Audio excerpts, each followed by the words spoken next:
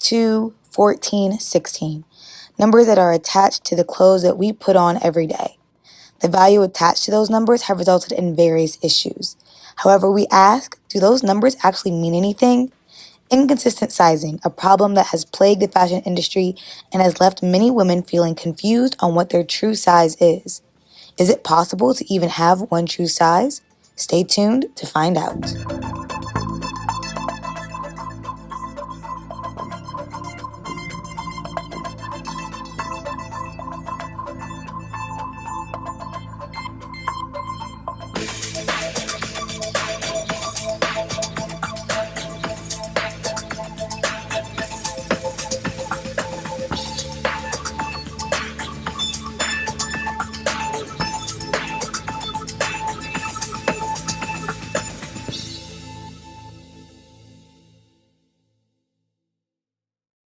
Thank you for joining me. I'm your host, Jamela Muhammad.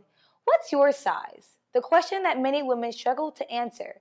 Women like Dominique Bevel, a sophomore student here at Ohio State. Shopping, a pastime that can result in an infuriating and frustrating experience that is all too familiar to Bevel. In fact, when asked about the topic, Bevel responded that she feels distraught. It's like just distraught because it's just like, oh, I have to have all this time to try on some pants when I feel like I should just be able to and go and grab my size and call it a day. That's not the case. I was smaller in high school. Like I used to just be skinny. Didn't start filling out my shape until I got to college. Freshman 15 is a real thing. Because it's just like, once you like, even though you are walking around a lot every day, it's just like the food, you don't have much to choose from. I was so in denial about putting on weight. Like, I was like, I'm squeezing to these pants. I don't care. Like, I had like a pair of Trues. Like, they were absolutely my favorite pair of pants. And it came to the point where I was just like, I can't fit in these anymore. It was just this year I came into, you can't be in denial anymore, baby. Like, you gotta go out and buy pants. Although in love with her body, shopping has become an uphill battle. I wish I was back skinny because it was easier to find clothes. But then it's just like, well, I like my shape. So, what makes women feel like this? Lack of inclusion, lack of data? Senior lecturer Wendy Goldstein argues it is a combination of both. It wasn't until the United States the Board of Labor did a study that measured thousands and thousands of women, which then took years to get out on the market in the 1940s, that there was any standard women's sizing. Data collection is absolutely necessary when talking about inclusion of sizing, but is it happening? There have been no giant government studies since then. Now we know that people's sizing has changed dramatically since the 30s to today. So we have, because of our dietary habits, our athleticism or lack thereof. And so it's not that the industry is so bad, it's that people have changed. Bodies like Bevel's, while have changed in college, she feels have not always been considered, included, or represented in the world of fashion. They're not made for everybody's body shape. Like, some jeans like say curvy, but they really aren't for curvy. I try to put some pants on like that are like regular cut or whatever, like just at your waist, and it's either my thighs are too big or whatever, so I have to go up a size, but then it's too big for like around my hips. So it's just like, well, not hips, like my waist. So it's just like, ooh, like if I go a size up to fit my thighs, then I have to wear a belt to make sure they don't fall down. But if I try to get my true size, then it's just like, okay, I'm suffocating myself.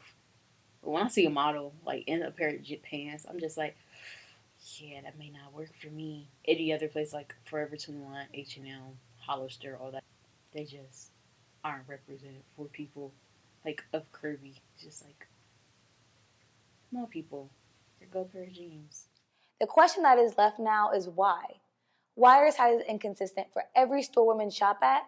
Senior lecturer Goldstein gives us her answer. Well, you have to understand that the sizing is by company. There is no U.S. standard, no government standard that says, like, a size 2 has to be this. And so it's the company. And as we know, every company has different styles. So aside from fitting like setting measurements that are good standards. It's the stylization. So there's what's called an ease factor. So how much ease is there? And you know this best in t-shirts. It's a whole psychological thing about what is your size. And because women today know that they might wear 3 sizes in 3 different garments. The importance of size, the psychological effect of it, is way less than it used to be. So now people talk all the time is like, I wear a 2 in Tommy Hilfiger, but if I'm buying Vera Wang, it's going to be a 4. This struggle was not a problem unique to Bevel. Navia Nala, a graduating senior, has always struggled with finding pants that fit. Her closet is comprised with a range of sizes. She explains to us the frustration she feels when finding pants that fit and how she has to compromise characteristics of jeans just in order to have them. Always I had to learn how to sew very early because nothing actually fits me the way it's supposed to. Usually pants are too long and then don't fit on the waist, so it's annoying. I don't enjoy shopping that much. Nala tells us her struggles with being able to express herself with her clothes.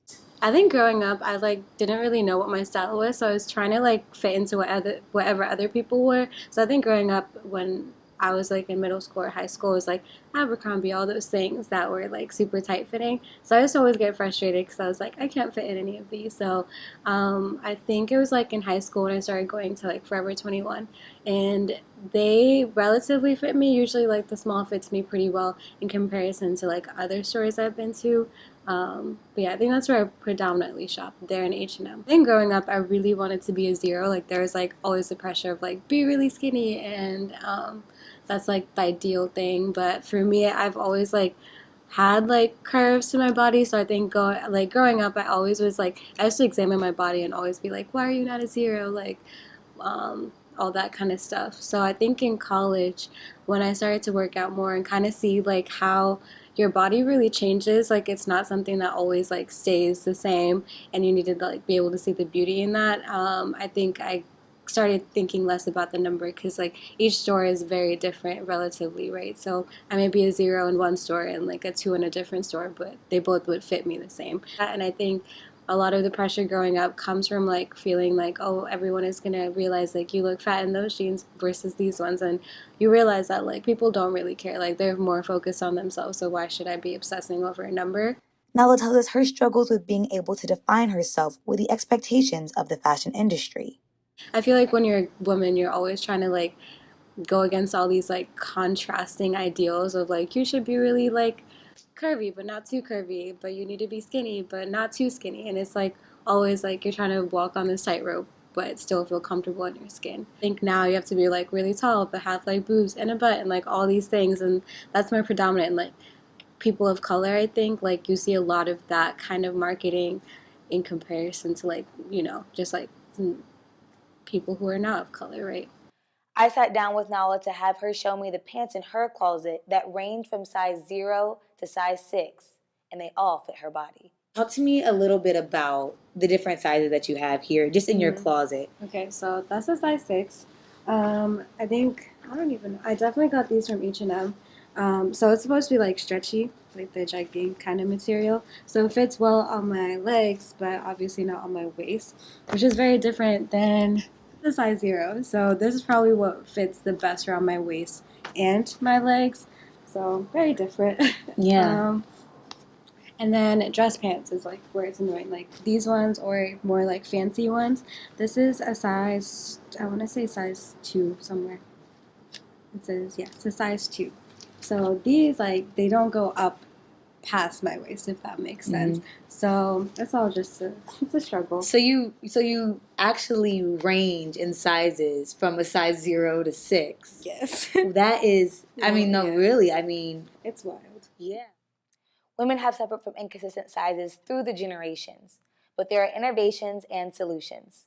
Senior lecturer Goldstein provides insight into how facets of the fashion world are creating new ways to give a more holistic view of sizes for women. So the reason that so many of our garments today are stretch is because our bodies have changed so much from the standardized measurements that the stretch allows the company to do a less exacting job at fitting.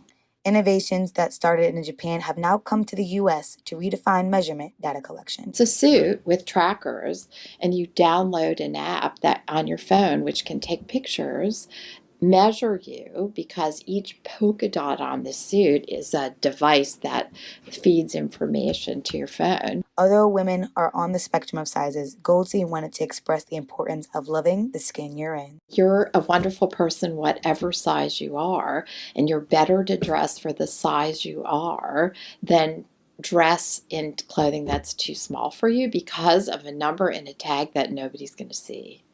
And the important thing is to be healthy and happy with yourself and feel good about yourself. And that is exactly what Bevel did. On her long journey of finding the perfect jeans, she finally did it. She even fell in love with them. I was like, Lex, they're so comfy. I was like, how do they look? She was like, you look good. I was like, these are it.